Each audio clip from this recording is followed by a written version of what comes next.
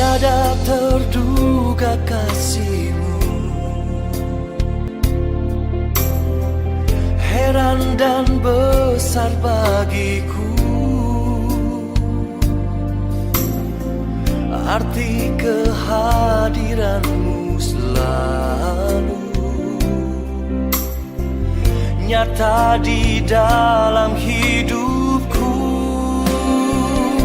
Selamat pagi adik-adik. Minggu ini kita akan mendengarkan satu kisah cerita tentang bukan kehendakku, melainkan kehendak-Mu yang jadi pada bacaan Alkitab Matius 26 ayat 36 sampai 56.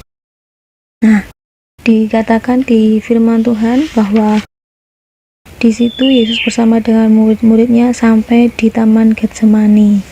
Yesus berkata kepada murid-muridnya untuk duduk menunggu di situ. Yesus membawa Petrus dan dua anak Zebedeus untuk berjaga-jaga.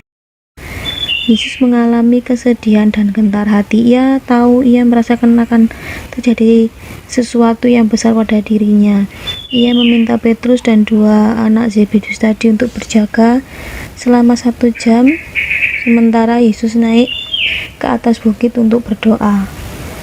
Karena ia tahu waktunya sudah tidak lama lagi, Yesus mulai berdoa. Di ayat 39 dikatakan bahwa Yesus berdoa seperti ini. Ya Bapakku, jikalau sekiranya mungkin, biarlah cawan ini lalu daripadaku. Tetapi janganlah seperti yang ku kehendaki, melainkan seperti yang Kau kehendaki. Setelah Yesus berdoa, di situ ia mendapati murid-muridnya sedang tertidur. Yesus berkata pada murid-muridnya dan pada Petrus, "Tidakkah kamu sanggup berjaga-jaga selama 1 jam dengan aku?" Lalu akhirnya Yesus untuk yang kedua kalinya kembali lagi berdoa. Tetap sama, ia mendapati muridnya tertidur. Sampai bahkan yang ketiga kalinya Yesus berdoa dengan doa yang sama seperti yang tadi, ia juga mendapati murid-muridnya sedang tertidur.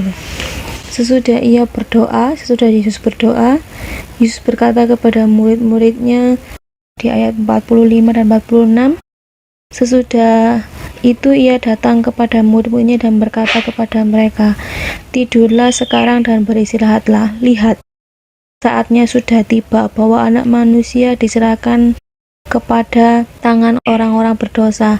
Bangunlah, marilah kita pergi." Dan dia mendapati dan mengetahui bahwa yang menyerahkan Yesus sudah dekat, sudah tiba. Apa maksudnya itu yang dikatakan Tuhan Yesusnya?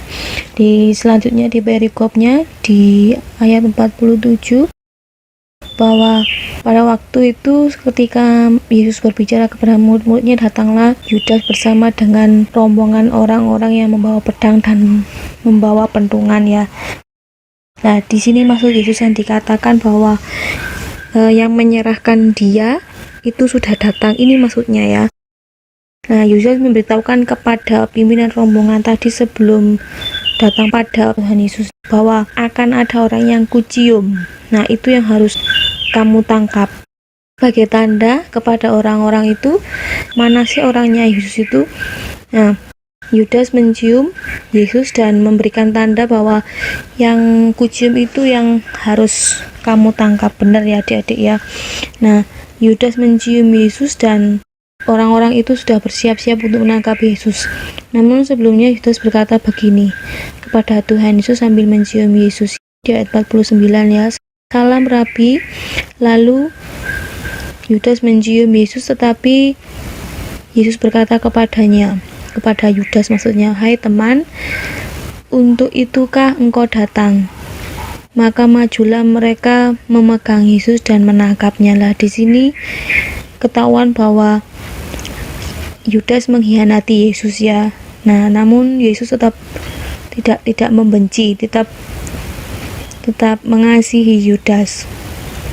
Tetapi seorang dari antara Yesus itu yang menyertai Yesus, yang orang-orang banyak yang menyertai Yesus itu ngambil pedang dan menghunuskan pedang kepada salah seorang hamba imam besar tadi itu ya, prajuritnya ya. Lalu memotong telinganya sehingga putuslah telinga prajurit tadi ya. Lalu Yesus mungkin agak marah ya. Di ayat 452 dikatakan bahwa masukkan pedang itu, kembalikan pedang itu ke dalam sarungnya, sebab barang siapa menggunakan pedang akan binasa oleh pedang juga. Atau kusangka bahwa aku tidak akan berseru kepada Bapakku supaya ia segera mengirimkan lebih dari 12 pasukan malaikat membantu aku. Yesus sambil berkata seperti itu ya. Maksudnya apa? Maksudnya bahwa gak usahlah pakai pedang, gak usah pakai kita berkelahi seperti ini ya. Nah, jika aku berseru kepada Bapakku yang ada di surga, maka Bapakku yang ada di surga akan mengirimkan pasukan malaikat untuk melindungi aku. Tapi tidak seperti itu caranya ya. Allah tidak mau memakai hal-hal yang kekerasan seperti itu ya. Nah, Yesus sebagai salah satu tokoh yang harus kita contoh ya. Allah sendiri telah menggenapi janji-janjinya. Segala sesuatu yang terjadi sebagaimana yang dikatakan akan terjadi. Nah, dia menepati janji-janjinya bahwa Allah akan menyediakan sang juru selamat ya, yaitu Yesus Kristus sendiri ya. Yesus tunduk pada Allah Bapa yang sempurna. Dengan kuasa Yesus sanggup dan Yesus taat kepada Allah. Kita lanjut. Di ayat 55 dikatakan bahwa pada saat itu Yesus berkata kepada semua orang banyak seperti ini, kamu kira aku ini penyamun? Kok kamu datang dengan membawa pedang yang lengkap dan membawa alat-alat yang lengkap pentungan seperti itu untuk menangkap aku? Tapi ketika aku hari-hari aku mengajar di bait Allah, di bait suci, kamu tidak segera menangkap aku. Seperti inikah cara manusia? Seperti inikah cara orang-orang yang tidak suka menangkap aku? Dengan apa kok menggunakan dengan pedang dan menggunakan dengan pentungan seperti ini ya? Nah, di ayat 56 dikatakan bahwa akan tetapi semua ini terjadi supaya genap yang tertulis dalam kitab nabi-nabi ya. Sebelumnya di kitab nabi-nabi dikatakan bahwa genaplah janji yang dijanjikan Allah, yaitu tersedianya atau Allah menyediakan seorang juru selamat yang akan terjadi seperti ini. Yesus berdoa dulu, Yesus ditangkap, bahkan ada kejadian sampai memutus telinga tadi itu ya. Nah, lalu akhirnya semua murid-murid meninggalkan Yesus dan melarikan diri. Setelah itu Yesus ditangkap dan dibawa untuk menghadap pemimpin raja pada waktu itu ya. Nah, untuk selanjutnya Yesus akan dibawa kemana, kita akan mendengarkan selanjutnya di sekolah minggu yang akan datang, dengan kalian menyaksikan dan menyimak di cerita sekolah minggu berikutnya. Nah, untuk ayat hafalan minggu ini di dalam Matius 26 ayat 39b, seperti ini bunyinya, ya Bapakku, jikalau sekiranya mungkin, biarlah cawan ini berlalu daripadaku, tetapi janganlah seperti yang ku kehendaki, melainkan seperti yang engkau kehendaki. Nah, adik, sampai di sini dulu cerita sekolah minggu kita pada pagi hari ini. Jangan lupa bahwa Tuhan Yesus itu adalah Allah sendiri yang menggenapi segala janji-janjinya. Yesus mengetahui segala sesuatu. Yesus juga tunduk pada Allah. Yesus juga menderita bagi kita semua untuk menebus dosa-dosa kita. Mari kita satu dalam doa. Allah Bapa kami yang berada dalam kerajaan surga yang mulia, terima kasih Engkau telah memberkati kami dalam kami beribadah pada pagi hari ini. Kami sudah mendengarkan cerita firman Tuhan. Ajar kami untuk kami selalu berharap dan berserah kepadamu. Tunjukkan kepada kami kehendak-Mu saja Tuhan, bukan kehendak kami. Kiranya Engkau mendengarkan setiap doa dan seruan kami setiap harinya. Di dalam nama Tuhan Yesus kami berdoa mengucap syukur. Haleluya. Amin. Nah, adik-adik, kita sudah selesai beribadah sekolah minggu hari ini.